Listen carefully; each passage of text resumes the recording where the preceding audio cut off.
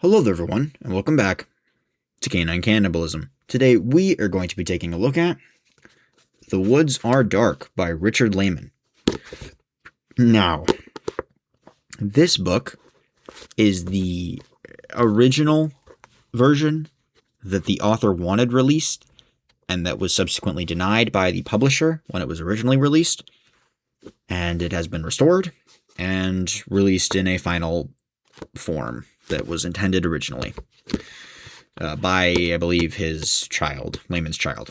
The book is 215 pages, broken up into 37 chapters and an epilogue. There is also a long introduction, or a decently long introduction, by Kelly Laymon going over the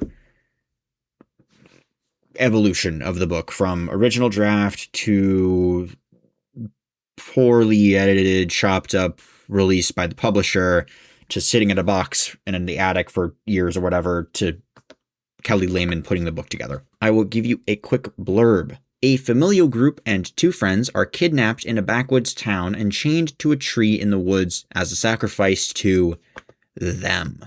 And they're coming now, lustful, blood-crazed, and hungry for human flesh.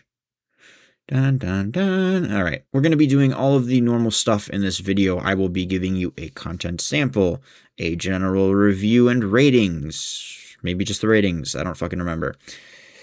We'll be doing a plot summary. And I think that's it for this video.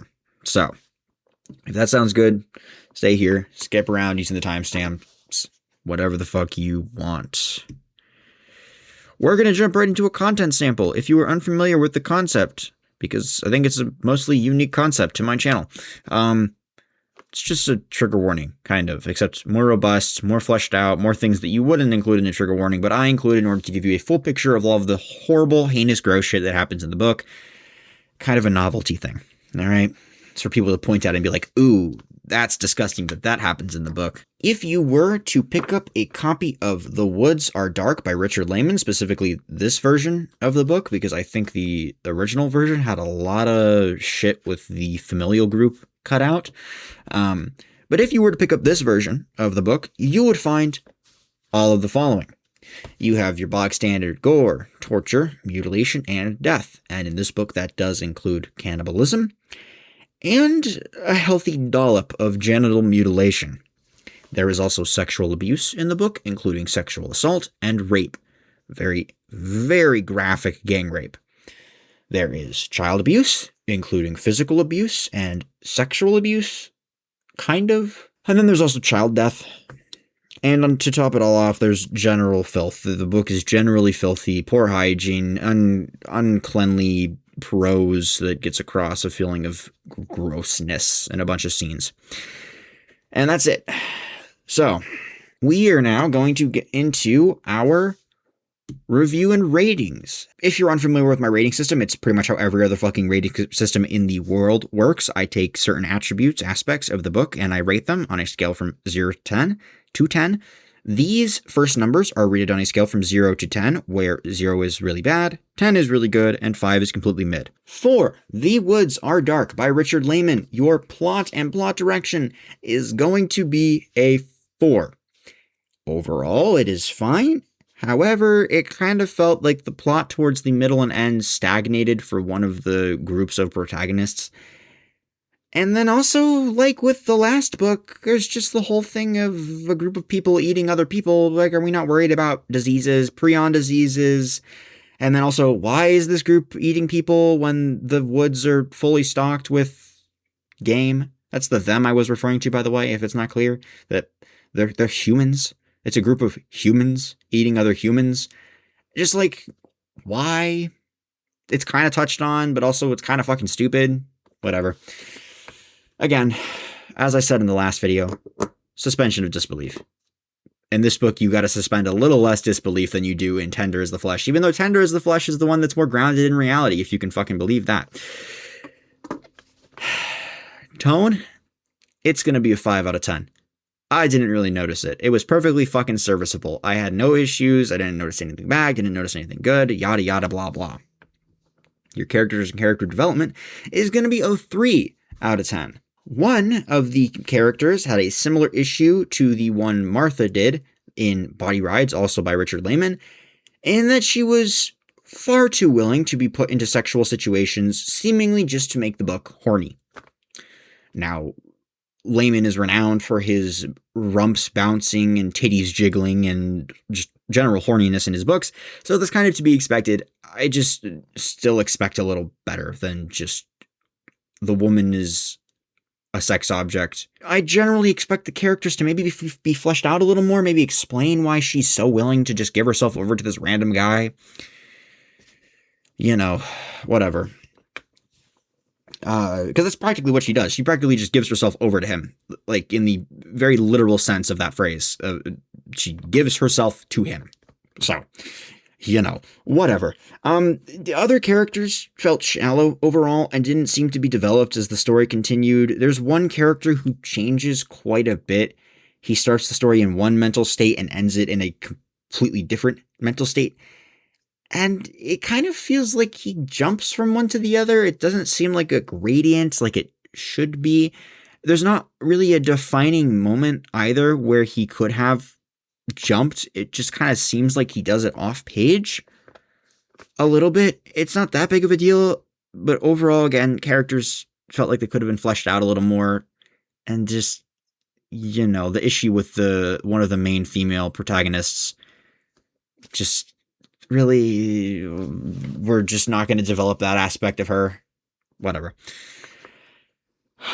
Grammar and Typos is going to be a 4 out of 10. It had a couple typos, and it's really hard to get anything above a 5, so it's a 4. There were 2, maybe more typos. Your dialogue's going to be a 5. I didn't notice it. It was there. It was perfectly effective, perfectly serviceable to the plot. Wasn't really good. It wasn't really bad. It was there. A very similar vein, your prose is going to be a 5 as well. It was there. Not a lot of Laymon's cheesy one-liners, general comedy in some of his writing. It's very just there to move along the plot. There's not a lot of artistic liberty taken. I don't even remember there being very many rhetorical devices. It is just at the fucking bar, moves the plot along. So, personal enjoyment, it's a 4. This really isn't anything special, in my opinion. I mean, if you can't tell by my ratings, it's all kind of low. It's just there, or it's subpar, is really how it feels. It's just not very good. It's there. So, these next 2 numbers are your disturbing factor and your gross out factor. They are rated on a scale from 0 to 10, where 0 is not gross, not disturbing at all. 10 is the most gross, the most disturbing that you could possibly imagine. Knock your socks off, make you vomit, whatever. For The Woods Are Dark, your disturbing factor is going to be a 4. It was decently disturbing. A little more disturbing than something like Body Rides. Maybe a little less disturbing or right on the cusp of Endless Night. So, that's how it relates to the other works by him that I reviewed. Gross out factor, it's going to be a 1 out of 10. It's not gross. Just like with the last book, Tender is the Flesh, there's some, I think, feces, urination. Generally, some of the characters have poor hygiene. The prose at certain points gets across the idea of filth or being filthy. It's a little crass, that kind of thing. But overall, it's just not gross at all. So that's going to be it for your ratings and your review as a whole. We are going to jump into a plot summary now. This is going to be a heavy spoiler section. If you do not want a bunch of the major plot points spoiled to you, I would leave now. As always, even if you do stay for my plot summary, I would recommend you go and read The Woods Are Dark by Richard Laymon. Form your own opinions. That is the most important thing, or one of the most important things you can do as a functioning member of society. Form your own opinions. Do not just trust the word of anyone else and make that your opinion as well. Which even I am slightly guilty of sometimes because everyone is malleable to some degree, and I read something and I'm like, oh wow, I kind of fuck with that, and I change my opinion a little bit based on what I read. I try not to do it too much. I try to stand my ground, but the more information you take in, the more likely you are to change your opinions to sort of match someone else's. So, read the fucking book. There will be a link in the description. Anyway, plot summary. Your chance to leave. Okay, we're going to get into it. Our protagonists, or our protagonist and deuteragonist, although there's a bunch of other protagonists, so our two of our main protagonists, Neela and Sherry, stop at a diner in a little town in the middle of nowhere. Upon attempting to leave, they are stopped, robbed of their possessions, and taken out to the woods and tied to a tree. One of the men, Johnny, who has kidnapped them, feels a strong connection with Neela and vows to help her out of this. Then, a little later, or maybe right around the same time, when Lander Dills and his family, consisting of his wife, his daughter Cordelia, and her boyfriend, stop at a motel in the same town, they are also kidnapped, robbed, and tied to a similar tree next to the duo of friends. Their kidnappers blow a whistle and leave, at which point the group is set upon by a gaggle of nude, pale savages known as Krulls, who begin attacking Lander's wife, which, by the way, I don't know if this book was written before or after Endless Night, but the group in Endless Night calls themselves Krulls after a series of pulp novels in their universe that revolve around a group of maniacs in the woods going around raping, killing, and eating people. So there's a connection there, at least in the essence of the villain, but I don't remember which one is written before. I would like to say this was written before Endless Night, but I'm not entirely sure. Johnny then runs up to the group, helps to free the kidnappees, and begins leading them through the woods in an attempt to escape. Lander's wife gets grabbed, and he goes after her. When the rest of the group realizes, Cordelia and her boyfriend go after him. Johnny, Neela, and Sherry keep going. Johnny and the two girls end up in a cabin surrounded by heads on crosses. He tells them about how the Krulls are a Stone Age sect of cannibals living in the woods, and how they used to raid the town, but stopped when the town started supplying them live humans for food and play. Meanwhile, Lander tracks his wife to the main Krull camp, slowly finding that he is very, very good at busting heads and surviving. His wife dies, and he goes on a rampage, killing nearly a dozen Krulls before escaping into the woods. Cordelia and her boyfriend come upon a massively tall figure who yells Krull in a booming voice. Her boyfriend dies, and she lies in a thicket, shaking. Lander begins to taste of the forbidden fruits as he continues to lose his mind in the woods. He kills a female Krull and does horrific things to her body.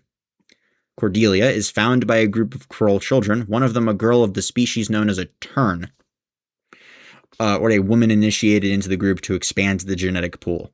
Cordelia is offered this chance and is gang raped by 3 of the boys as an initiation rite. She is then brought to the shaman's house. There, the shaman explains that the Krulls originate from one Manfred Krull, who absolutely despised the people of society. He fled the laws and customs of a socialized world 100 years before the birth of the United States, attacking groups of outsiders and taking the women as his wives.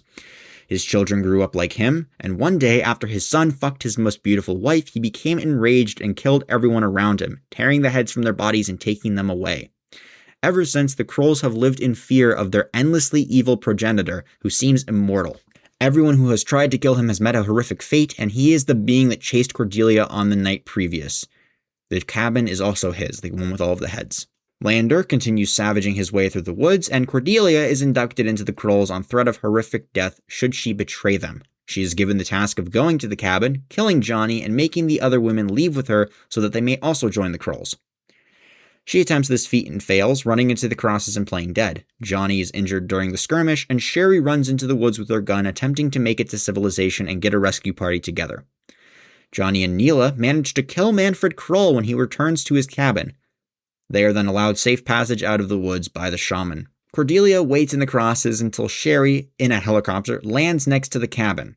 Cordelia is then allowed to ride out of the woods even though she tried to kill Johnny. And yeah, that's gonna be it for this video. If you like this video, please like, comment, and subscribe. I always read my comments. I'll drop you a like, drop you a heart, reply if applicable. If you thought I was wrong about something, there's always a chance I miss something when I'm reading. I only read the books once because that's really all I have time for. I read them once, I read them very thoroughly, I make sure I understand every line, and then I have a very deep, thoughtful reflection afterward, and then I write these reviews using the book for notes, whatever. But there's always a chance I miss something, so tell me if I missed something, tell me if you thought I misinterpreted something. If you have a different opinion than me, express that in the comments. Always good to have a different opinion, as long as you don't even really have to base it like a feeling on anything, but it's always good to differ your opinions a little bit based on different interpretations, different circumstances, maybe different life happenings in the past for you, normal human shit. as always, my reviews, my opinions are my opinions and my opinions alone. I would highly recommend you go and read The Woods Are Dark by Richard Laymon. There will be a link in the description to where you can go and buy the book. Go form your own opinions. Can't stress that enough. Good to do that shit. And yeah, that's gonna be it. See ya.